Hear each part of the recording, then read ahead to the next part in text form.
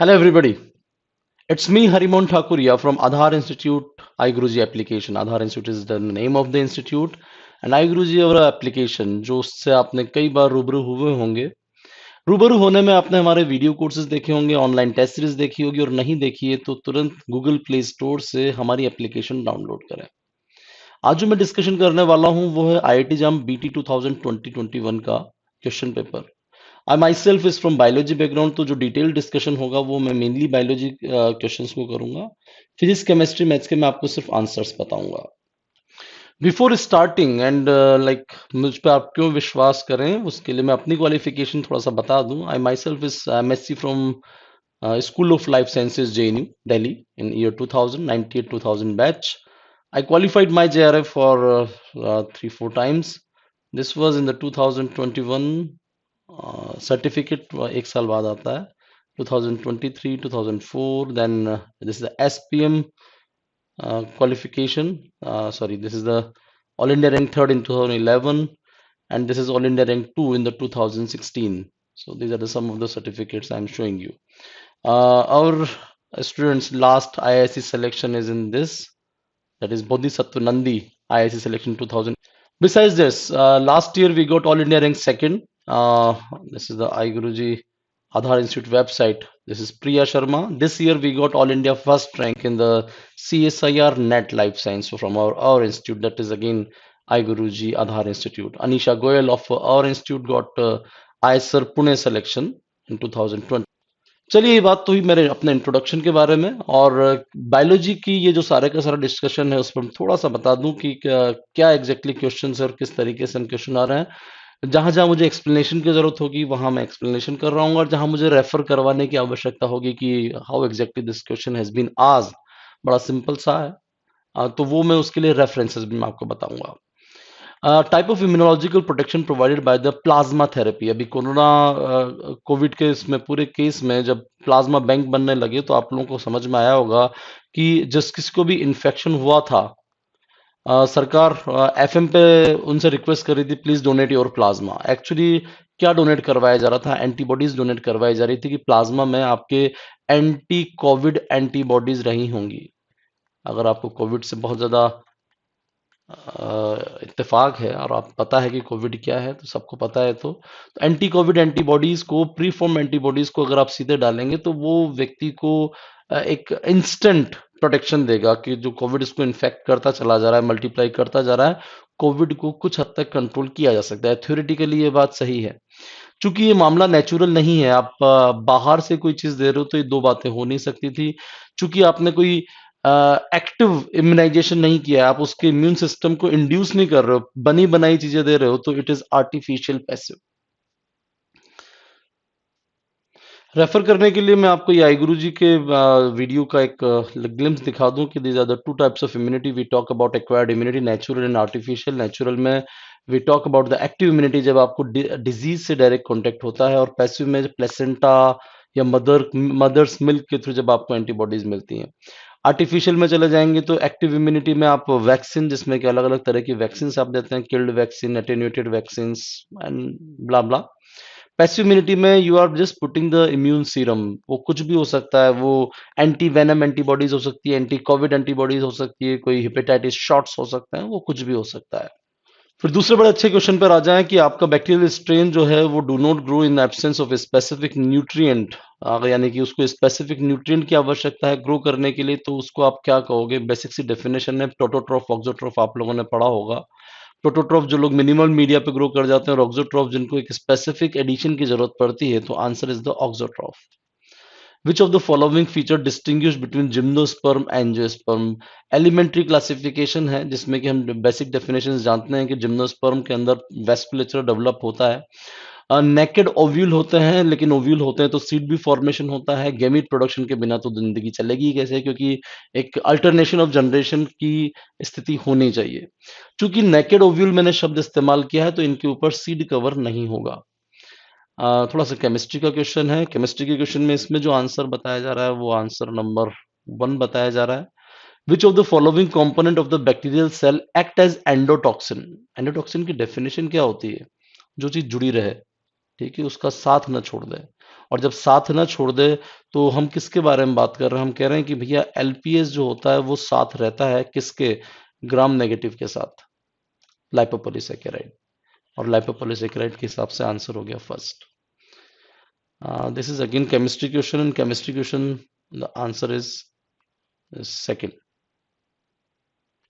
Ecosystem ecology is a study of, question पूछा जा रहा है इकोसिस्टम में स्टडी क्या करते हो इकोसिस्टम इकोलॉजी में? What exactly the ecosystem is? Biotic और एबायोटिक फैक्टर्स का एक इंटरेक्शन जो कि डिसाइड करता है कि सिस्टम कितना स्टेबल रह सकता है, सिस्टम की वायबिलिटी क्या है, सिस्टम कितना आगे तक जा सकता है।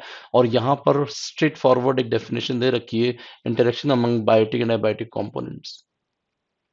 अगेन बड़ा सिंपल सा क्वेश्चन था, क्योंकि 1 से लेके 10 तक आपको बड़े आसान आसान से सवाल है एक एक नंबर के, और यहाँ पर आपको करना कुछ नहीं था, आपको एक बेस वैल्यू बनानी थी।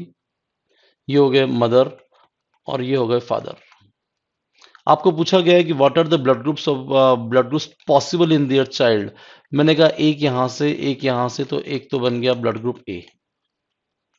One from here, one from here, the second blood group is again B. इसके अलावा there is no option left, answer will be the A B. थोड़ा सा मैं हमारे बारे में बता देना चाहूंगा। We are I Guruji Aadhaar institute. आप हमारे बहुत सारे वीडियोस, टेस्ट सीरीज वगैरह देखना चाहते हैं और कोर्सेज को देखना चाहते हैं, तो आई गुरुजी ऐप गूगल प्ले स्टोर से डाउनलोड करें, वहां जाकर एक सिंपल सा रजिस्ट्रेशन करें, जो कि इस तरह का रजिस्ट्रेशन फॉर्म होगा। और रजिस्टर करने के बाद आप हमारे अंदर कोर्सेज को देखें सारे के सारे। ऐप के अंदर जाने के बाद आपको वीडियो कोर्स जरूर अटेंड करना चाहिए, देखना चाहिए कि क्या एग्जैक्टली इसमें काफी सारी फ्री सीरीजेस भी होती हैं।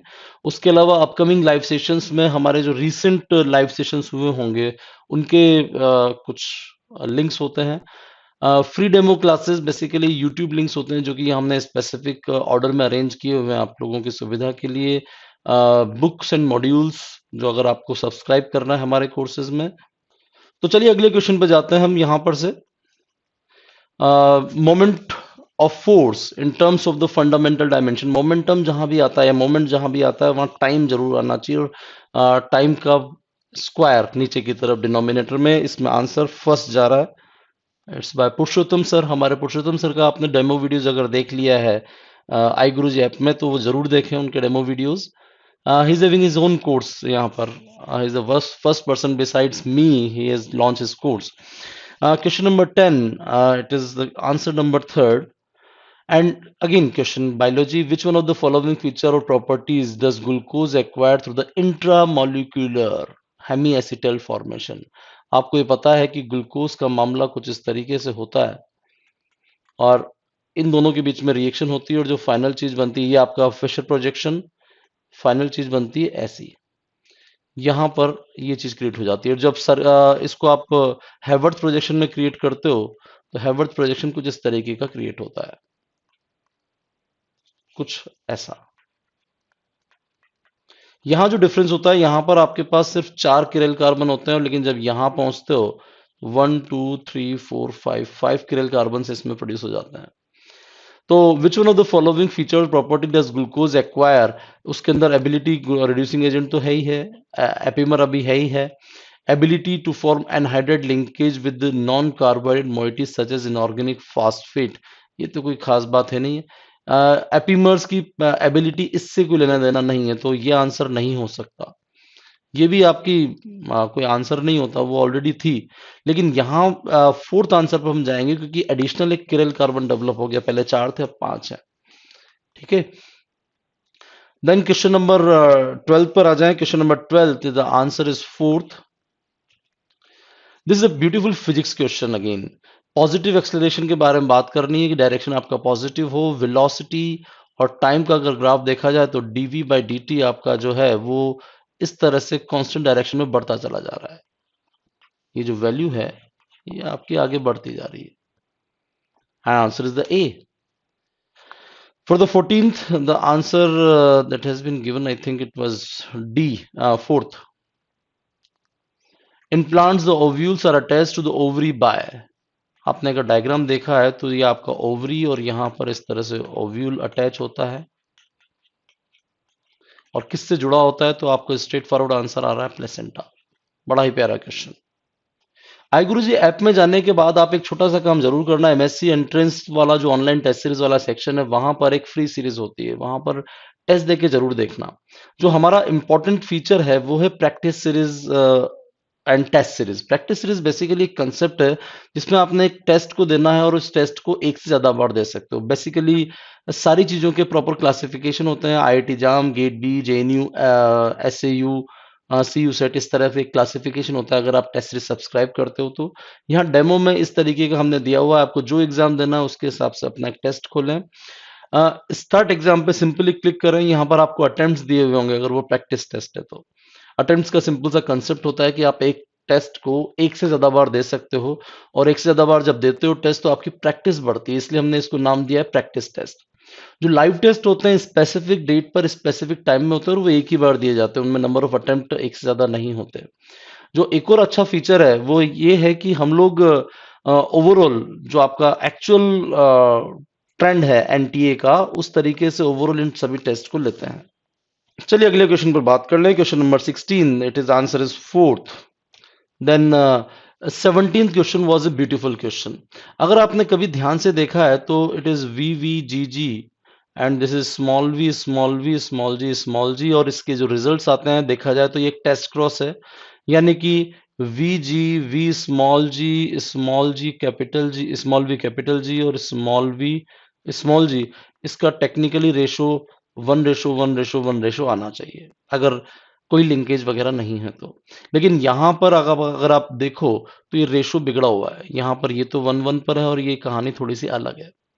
यानी कि कहीं ना कहीं कुछ और बात है, जहां पर पेरेंटल कॉम्बिनेशन वायलेट और ग्रीन आपके साथ में चल रहे हैं, व्हाइट एंड येलो ये आपके साथ में चल रहे हैं, ये वाली चीज और ये वाली चीज साथ में चल रही है। और जब साथ में चल रही है तो आप क्या कहोगे, लिंकेज। और लिंकेज कब होता है, जब दो लोकस एक ही क्रोमोसोम पर प्रेजेंट हों। लिंकेज कब होता है, जब दो लोकस एक ही क्रोमोसोम पर प्रेजेंट हो। तो same gene is controlling both flower हो ही नहीं सकता। Genes for the flower and the seed colour are present on the same chromosome. बिल्कुल यही बात जाती है लिंकेज के डेफिनेशन में। So the answer is second. Presence of which one of the following in the urine indicate the pregnancy. Pregnancy का जो अगर फेमस आपने इम्यूनोलॉजी में ही पढ़ा होगा, एक इनहिबिशन ऐसे भी मैंने डिस्कस किया हुआ है कई बार। So it is the HCG, human chorionic gonadotropin. Famous question. Next जो क्वेश्चन है वो टिपिकल ऑर्गेनिक केमिस्ट्री का, और इसका जो आंसर हमें बताया गया है वो answer number third. Question number 20 physics के question, answer number second, that is 21.4 kilometers. Which one of the following microscopic technique provide the 3D perspective of live, शब्द याद रखना है, live, unstained और ट्रांसपेरेंट।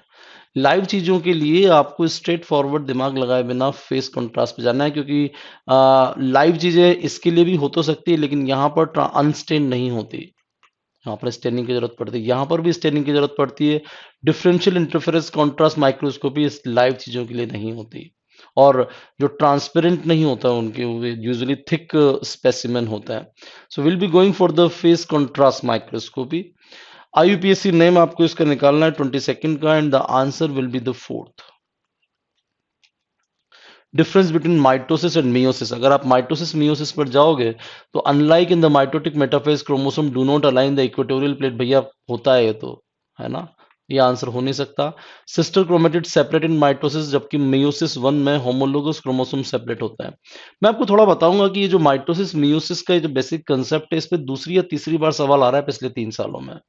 बड़े अच्छे-अच्छे सवाल होते हैं। कई बार क्रोमोसोम के नंबर पूछते हैं, कभी डीएनए के कंटेंट पूछते हैं, प्लॉइडी लेवल पूछते हैं, उसके कई सारे तरह के सवाल हैं। The lack of linear correlation between the genome size and the genetic complexities among the various species is known as।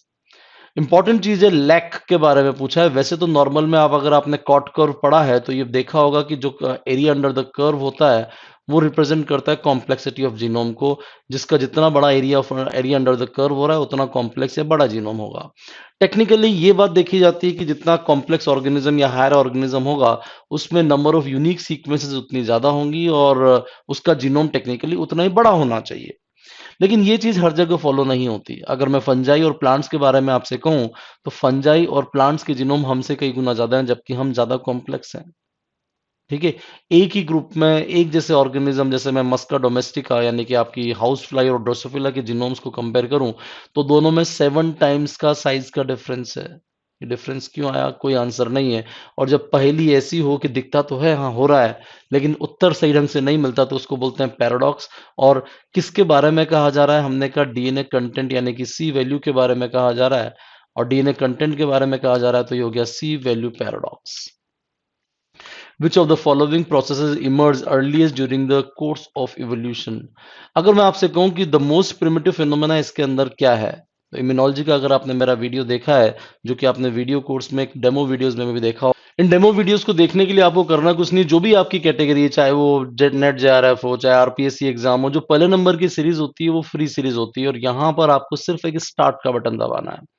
सारे आपके डेमो वीडियोस खुलेंगे जितने भी हमने डाल रखे होंगे, और वहां आप हमारा एक काम करने का तरीका कैसे होता है, हम लोग किस तरह से नॉर्मल ऑनलाइन जो क्लासेस आपने देखी होंगी, जो बड़ा आप लोगों को डर लगता है कि ऑनलाइन क्लासेस समथिंग बड़ा अजीबोगरीब सा, जिसमें हमें आंखें गड़ाए बैठे रहना होगा, बोरिंग सी होगी, वैसा कुछ नहीं होता। ठीक है, वो आप थोड़ा सा देख। यहाँ मैं चला जाऊं इस बात पर कि इसमें से सबसे प्रिमिटिव चीज कौन सी है, तो आपको जानना, दो तरह की इम्यूनिटी इम्यूनिटी आप लोग डिस्कस करते हैं, इननेट इम्यूनिटी और एक्वायर्ड इम्यूनिटी। अगर आप ऑड वन आउट यहां पर निकालोगे, तो आपको तीन चीजें एक्वायर्ड इम्यूनिटी की नजर आती है, और एक चीज आपको इननेट इम्यूनिटी की नजर आ रही है। और innate immunity is more primitive, evolutionary, more conserve, more stronger, more faster. ये चार चीजें आपको इननेट इम्यूनिटी के बारे में याद रखनी है। सो the answer will be the phagocytosis, which is the part of innate immunity. Then comes, what is the significance of the isomerization of the glucose 6 phosphate to fructose 6 phosphate for the progression of the glycolysis? Important चीज ये है कि इस isomerisation का significance क्या है, तो significance ये है कि क्या phosphorylation of glucose 6 phosphate to glucose 6 phosphate is 1,6 biphosphate is irreversible, क्या ये सिग्निफिकेंस कह सकते हो? क्या नहीं आ रही है, तो नहीं कह सकते। As the functional group ketone are more reactive than aldehyde, ये बात भी नहीं हो सकती, क्योंकि एल्डिहाइड ज्यादातर मोर रिएक्टिव होते हैं। Carbonyl group at the carbon number 2 in the fructose facilitate cleavage of the bond between the 3 and 4, जिसकी वजह से DHAP और PGAL क्रिएट हो जाए, ये वाली बात थोड़ी सी समझ में आती है। और लेकिन ये बात भी बड़ी अजीब है कि cleavage of the glucose 1,6 bis phosphate will not yield DHAP and glyceraldehyde 3 phosphate, ये तो कोई खास बात नहीं हुई। ये डायरेक्ट आंसर नहीं हुआ, क्योंकि आपको सिग्निफिकेंस देखना है कि इस आइसोमराइजेशन का फाइनली रीजन क्या है। तो रीजन यही है कि जब आपका फ्रक्टोज में कन्वर्जन हो गया है और फ्रक्टोज 1,6 फास्फेट फाइनली बनेगा, तो वो एक चीज आप कह सकते हो। तो answer will be the third in my point of view. Female have both 2x chromosome and male has having 1x chromosome. और ये हम देखते हैं कि जो प्रोडक्ट ऑफ x है वो मेल में और फीमेल में इक्वल होता है, और उस चीज को क्या कहते हैं, डोजेस कंपनसेशन। आपको यहाँ पर सिर्फ इतना ही याद नहीं रखना है, अगर आपको थोड़ा सा आगे की तरफ आप बढ़ेंगे, तो डोजेस कंपनसेशन तीन तरह से हो सकता है। हमने तीन एक्स वाई की कंडीशंस रखी हैं, this is X Y X Y X Y. पहला केस तो हमने कहा कि एक इनएक्टिवेट हो जाए, तो एक्स का प्रोडक्ट इन दोनों में इक्वल हो जाएगा, और ये फिनोमिना होता है आपके मैमल्स में। इसको हम कहते हैं एक्स इनएक्टिवेशन। एक्स का प्रोडक्ट आपको बराबर करना है, डोजेस कंपनसेशन मतलब कंपनसेट करना है, डोज को कंपनसेट करना मतलब बराबर कर देना। एक्स का कंटेंट आपने यहां पर इक्वल कर लिया। एक और तरीका होता है कि आप इस एक्स की एक्टिविटी को हाफ कर दें और इसको आपकी वन रहने दें, तब भी आपका half plus half is equal to one, और ये वन हो जाएगा। ये वाला फिनोमिना होता है आपके सी एलिगेंस में, सी एलिगेंस, सिनोरेप्टाइटिस एलिगेंस। एक और तरीका होता है कि ये आपका वन वन रहे और ये आपकी एक्टिविटी डबल हो जाए, यानी कि मेल एक्स क्रोमोसोम जो है उसकी एक्टिविटी डबल हो जाए, और ये वाला फिनोमिना होता है आपके ड्रोसोफिला में।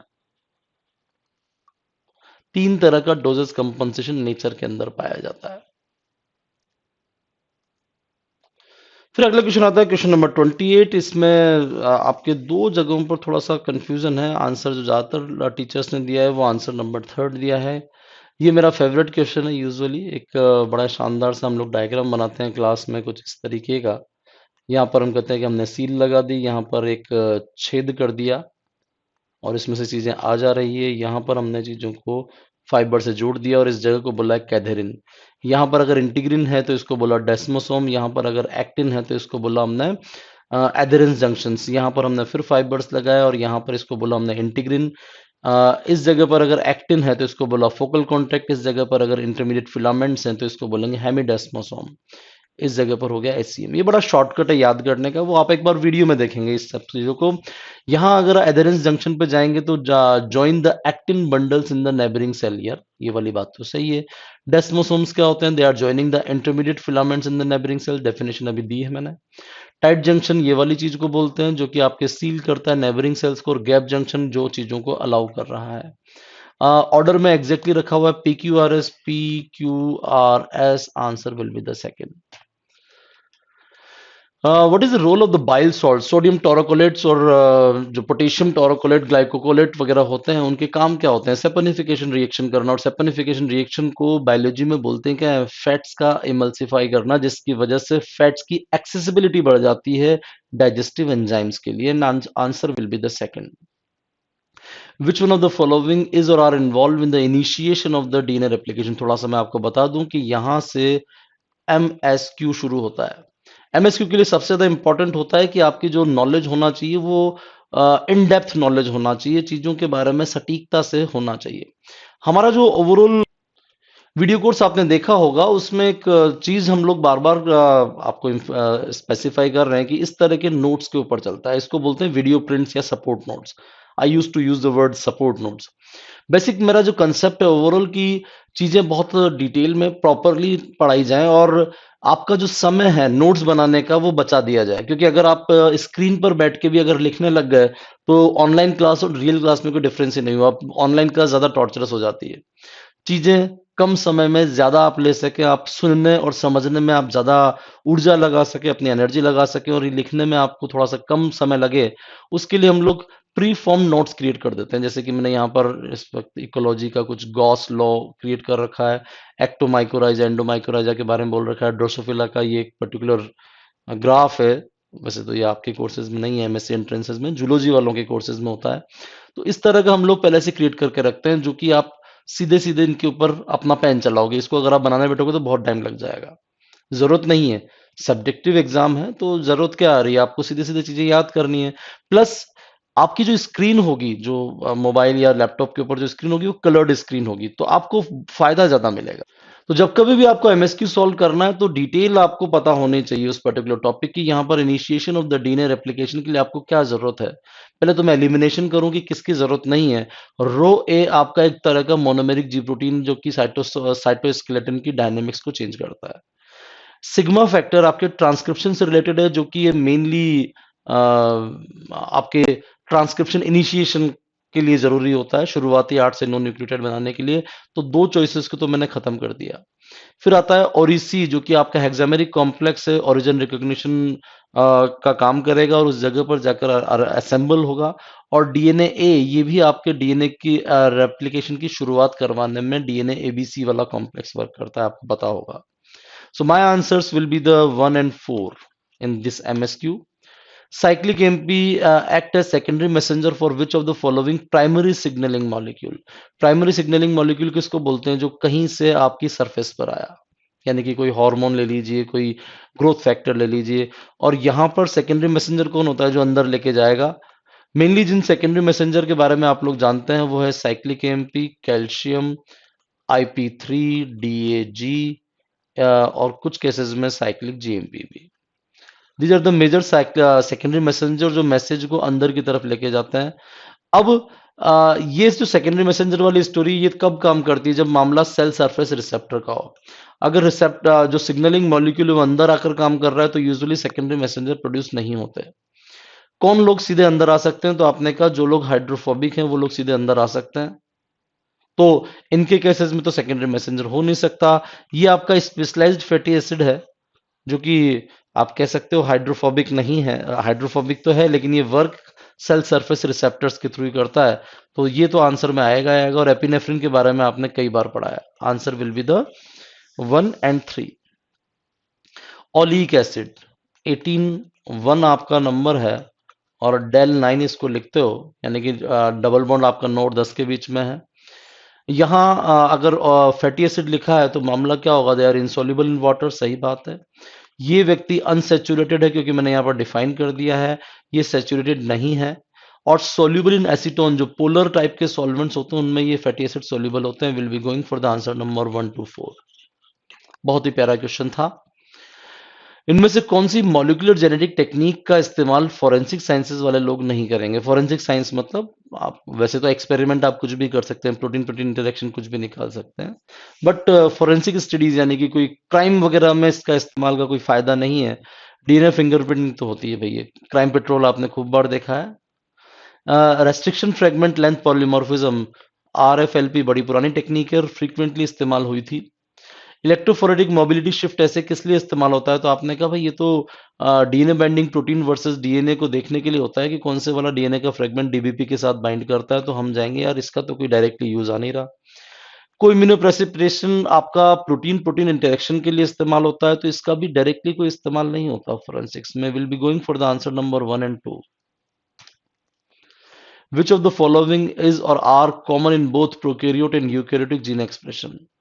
कॉमन चीज आपको देखनी थी। कपल्ड ट्रांसक्रिप्शन एंड ट्रांसलेशन होता है, आपने कहा हाँ ये तो सिर्फ और सिर्फ लेकिन प्रोकैरियोट्स में होता है भैया, इसमें तो नहीं होता, तो ये हमारा आंसर नहीं होगा।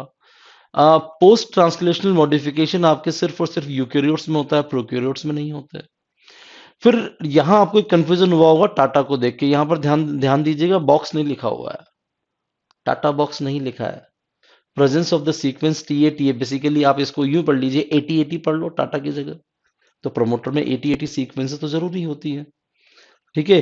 प्रिब्नो बॉक्स वाले केस में भी टी ए 80 होता है, और टाटा बॉक्स तो टाटा बॉक्स होता ही है। तो भैया टी ए तो यहाँ पर भी और यहाँ पर भी, तो will be going for this choice, और दोनों में जेनेटिक कोड होता है, अदरवाइज टेमिनिज्म कैसे चलेगा? टेमिन एंड बाल्टीमोर की जो आपकी सेल्टन डॉगमा है वो कैसे वर्क करेगा? तो will be going for the answer number 2 and 3 in the this particular MSQ. अगर आप हमारा पूरा का पूरा ओवरऑल आई गुरु जी का कोर्स खरीद रहे हैं तो मैं आपको सजेस्ट करूंगा आप 3 मंथ्स का कीजिए, उसमें हम ऐसी बेसिकली आपको 4 मंथ का करके देंगे 30 जून तक के लिए, एक एडिशनल फीचर हम आपको देंगे। ओवरऑल इस तरह की चीज आपने देखी होगी आई गुरु जी के जो अंदर डिटेल में अगर आप कोर्स में गए हैं, अब तक आपने आई गुरु जी आप डाउनलोड कर लिया होगा मेरे ख्याल से। ओनली वीडियो कोर्स अगर बायोटेक का जा रहे हैं तो 8,000 का only video course of mathematics 4 and all these, ऐसे करते करते ओवरऑल 40,000 के लगभग बनता है। उसमें 25% डिस्काउंट देते हैं अगर आप पूरा कॉम्बो लेते हैं। व्हाट आई सजेस्ट कि पहली चीज तो हम एक एडिशनल डिस्काउंट और देने वाले हैं आपको, जो मैं आपको बताने वाला हूँ। यहाँ आप डिटेल मॉड्यूल आप ना लें, क्योंकि इस वक्त अपने पास 3 महीने वाले समय में बहुत मतलब सटीक नहीं होता कि आप डिटेल मॉड्यूल के ऊपर काम कर सकें। आप इसको माइनस कर लें, और उसके बाद जो हम लोग आपको इस वक्त फीस ऑफर कर रहे हैं, जो अभी से लेकर आप कह सकते हैं कि मैं आपको 10th of March तक, अगर आप हमें गेट बी के लिए अगर आप सब्सक्राइब कर रहे हैं, if you are subscribing GATE B, तो 10th March तक इसकी जो ओवरऑल फीस होगी, जिसमें सारे सब्जेक्ट्स की videos plus test series plus आपका जो सपोर्ट नोट्स हैं, वो हम आपको ऑफर कर रहे हैं ओनली 20,000 में। And this will be for the 4 month of fees. I think 4 subject इससे ज्यादा और सस्ता इस दुनिया में नहीं हो सकता, ये मैक्सिमम इकोनॉमिक हो सकता है। So we are offering you 20,000 for GATE B 2021 preparation. Overall आप लोगों के लिए कुछ डेमो वीडियोस हमने यहाँ पर और ऐड किए हैं, उन डेमो वीडियोस को एक बार और देखेंगे आराम से, क्योंकि मैं 2-2 3-3 वीडियो और, जैसे कि आप लोगों की क्लैरिटी होगी एग्जैक्टली करना क्या है कैसे है। So I will be going for the next question, and the next question charge particle question, थोड़ा सा फिजिक्स का है, एंड उसमें जो आंसर आ रहा है सर ने जो हमें दिया है वो है 2 and 3। ये जो आंसर्स मुझे दिए हैं पुरुषोत्तम सर ने दिए हैं, और उनकी वीडियोस आप लोगों ने शायद अब तक देख लिए होंगे। Purushottam sir is very good in physics actually. Question number 7 answer जो हमें दिया है वो answer number 3। Which one of the following pair is और आर एनालोगस? एनालोगस क्या होता है? फंक्शनल सिमिलैरिटी हो। बटरफ्लाई के विंग्स और बैट्स के विंग्स भैया दोनों उड़ाने में काम आते हैं, बात सही है। बैट्स के विंग्स और बर्ड्स के विंग दोनों उड़ाने में काम आते हैं। ह्यूमन हैंड्स, लेकिन बर्ड के विंग एक अपन नहीं उड़ते भाई, हम लोग उड़ते नहीं है। डॉल्फिन के फ्लिपर और फिशेस के फिन्स ये भी उड़ने के तैरने के काम आते हैं। It is 1, 2 and 4। What exactly true about the electron carrier ubiquinone? Ubiquinone की अगर खास बात देखी जाए तो आप मेरा ईटीएस का वीडियो देखेंगे, उसमें देखेंगे कि यूबिक्विनोन मेम्ब्रेन में इस तरीके से इंसर्टेड रहता है और यहाँ गोल चक्कर लगाता है।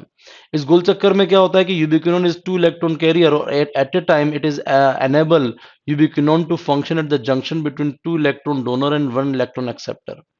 तो यहाँ वाला जो है वो 1 इलेक्ट्रॉन एक्सेप्टर होता है, that is your cytochrome C, और यहाँ वाला जो है वो आपका साइटोक्रोम BC1। ये अपने दोनों इलेक्ट्रॉन यहाँ डोनेट कर देता है, लेकिन आगे सिर्फ एक ही इलेक्ट्रॉन जा पाता है। तो ये वाली जो बात सही होती है वो सही है। क्यू साइकिल के बारे में सवाल है।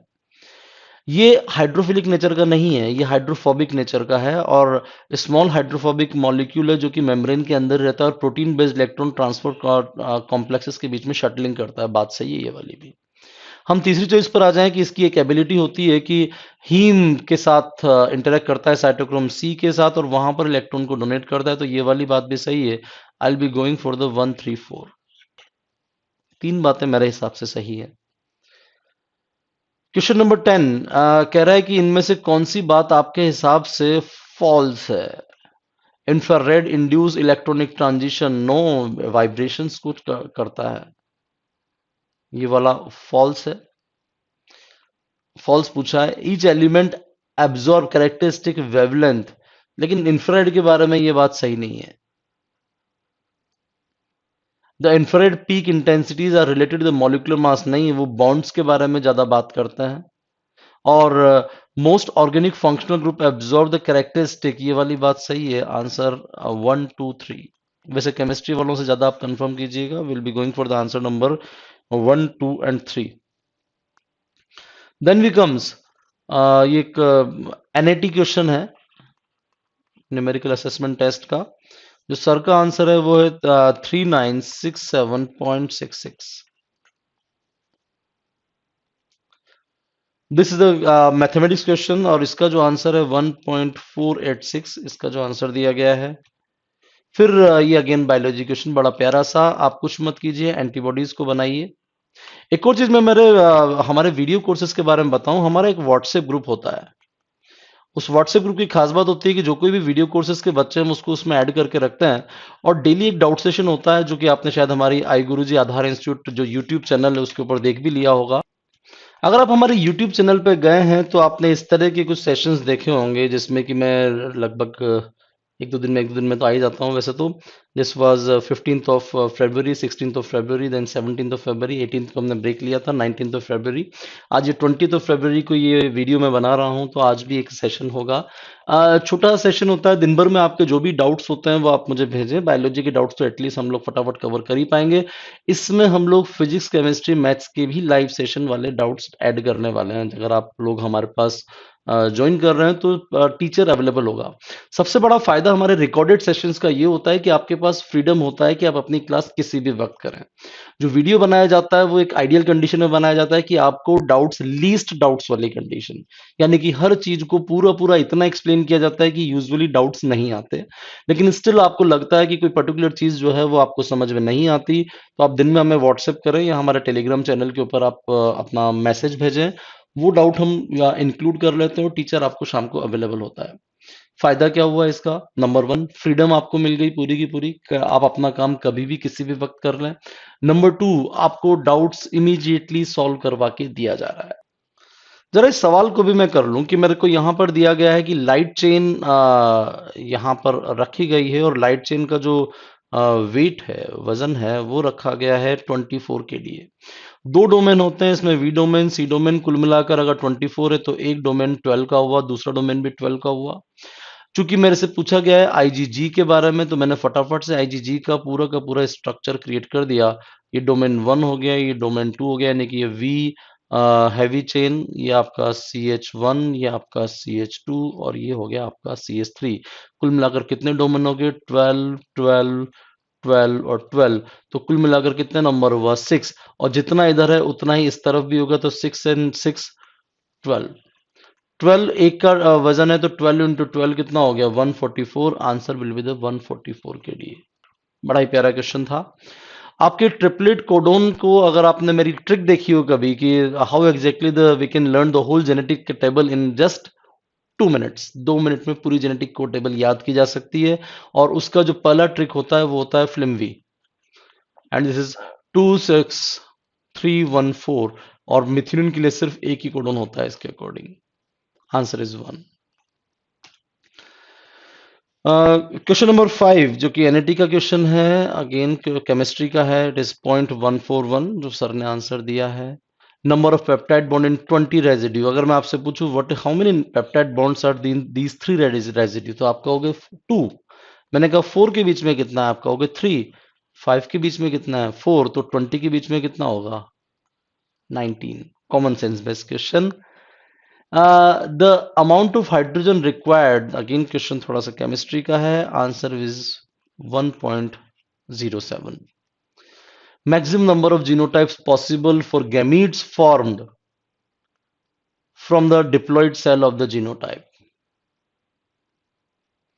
यहां आपसे गैमीट्स के जीनोटाइप के बारे में पूछा जा रहा है कि कितने तरह के गैमीट्स बन सकते हैं। अगर मैं मोनोहाइब्रिड क्रॉस को लूंगा तो 2 types of gametes, dihybrid cross को लूंगा तो 2 to power 2 types of gametes, trihybrid cross को लूंगा 2 to power 3 types of gametes. तो आंसर विल बी द 8। आप कहोगे यार ये क्या बात हुई, ध्यान से देखें, इसको आपको कंसीडर नहीं करना है। ये ट्राइहाइब्रिड क्रॉस कैसे है मेरी कैलकुलेशन के अनुसार कि 3 ही जगह है जहां पर हेटेरोजाइगस कंडीशंस है। I repeat, maximum number of genotypes possible for gametes. Gametes के लिए maximum number of gametes, maximum number of genotypes पूछे है। ओनली जीनोटाइप पूछ लेते डिप्लॉइड्स के, तो फ्रॉम डिप्लॉइड सेल आपको हैप्लॉइड के जीनोटाइप बनाना है। तो थोड़ा सा इस क्वेश्चन को आप ध्यान दीजिएगा, 3 कंसीडर करना है, और 3 कंसीडर करने तो आंसर क्या होगा इस जगह पर 8। For a gene present on the human chromosome number 4। Human chromosome number 4 बोलते ही आपके दिमाग में क्या आ रहा है, ऑटोसोम्स। और ऑटोसोम आ रहा है तो maximum number of alleles that may be detected by sequencing genome 5 male और 15 फीमेल। मुझे मेल फीमेल के बारे में बात ही नहीं करनी, मुझे बोलना है कि there are 15 individuals and this 15 individuals are having 30 locus, 30 places. एक जीन के इनफाइनाइट अलील हो सकते हैं, ध्यान दीजिएगा। तो कितने अलील मैक्सिमम हो सकते हैं, 30। Molar concentration of the pure water is, ये फेमस क्वेश्चन है जो आप लोग 11 12 से रटते आ रहे हो, दैट इज 55.5। ये आपका सिंपल सा किरचॉफ लॉ का एक नॉर्मल 9-10th लेवल का सवाल है, and the answer is 12 what. इसमें आपको शायद P इज इक्वल टू जो आपका फार्मूला होता है I²R या IV, जिससे भी आप करना चाहें उससे ये हो जाता है, और R का वैल्यू आपको पता है। वेल परफॉर्मिंग द पीसीआर, अगर एक स्टूडेंट जो है वो 2 में से सिर्फ एक ही प्राइमर डाल पाता है तो आपके साइकिल कितने चल रहे हैं, 25, और 25 साइकिल में हर बार सिर्फ एक ही स्ट्रैंड क्रिएट होगी, तो आंसर आएगा 25। ध्यान दीजिएगा, नॉर्मल पीसीआर होता है डबल प्राइमर के साथ, लेकिन हमने कहा नहीं, हमने तो डालना ही भूल गए। कोई बात नहीं भैया, भूल जाओ, हर बार यही स्ट्रैंड क्रिएट होती चली जाएगी। कितने साइकिल चलाए उतनी बार स्ट्रैंड क्रिएट कर लो। साइकिल 25 चले तो 25 स्ट्रैंड्स क्रिएट कर लो। This is again the chemistry question. 14th answer will be the 60। इसमें फिजिक्स क्वेश्चन है ये। This again a chemistry question, और इसका जो आंसर आ रहा है वो आ रहा है 6। Again biology question, the compound microscope magnification power of the objective lens is 100x and eyepiece का है इतना। आप कुछ मत कीजिए, ऐसा कुछ बनाइए। इसको रखा है 10x और इसको रखा है 100x। मैग्निफिकेशन पावर क्या होता है, इन दोनों को आप मल्टीप्लाई करेंगे, ऑब्जेक्टिव इंटू आई पीस को। Objective 100, eyepiece 10 is equal to 1000x।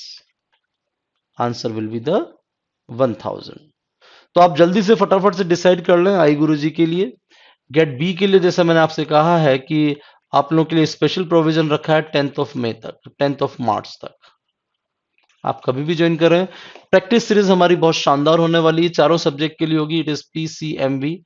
इसका स्पेसिफिक ऑर्डर आपको 1-2 दिन में ऐप के ऊपर नजर आ जाएगा, किस दिन कौन सा टेस्ट होने वाला है, अराउंड 25 तक। डबल हेलिकल डीएनए मॉलिक्यूल 32% उसके अंदर एडेनिन है, बड़ा फेमस क्वेश्चन है। मैं इसको 100 के स्केल पे 32 लिख देता हूं। अगर 32 एडेनिन है और डबल इसमें डीएनए है तो 32 इसके अंदर टी होंगे। टोटल कितना बन गया, 64। अब 64 100 - 64 कितना होता है, 36। तो आपके सी और जी आपके 36 बनाएंगे, टोटल टोटल बनेगा 36। तो 36 का आधा कितना हो गया? 18। आंसर विल बी द 18%, 100 के स्केल पे। Number of polypeptide chain in a core nucleosome, H2A, H2B, H3, H4, ये तो याद है, लेकिन आपको ये भी पता होगा कि भैया डबल चलते हैं, डबल होते हैं। तो टोटल मामला कितना हो गया? 8। ऑक्टामर भी शब्द आपको याद होगा। हार्डी विनबर्ग का एक क्वेश्चन है जिसमें आपसे पी और क्यू का एक वैल्यू दे रखा है। पी का वैल्यू मान लेते हैं 0.2 और क्यू का वैल्यू है 0.8। आपसे पूछा है 2pq का वैल्यू क्या होगा? 2pq का वैल्यू कुछ नहीं करना है, it is 0.2, it is 0.8, it is 0.32। Mathematics का क्वेश्चन है और इसका आंसर है 1।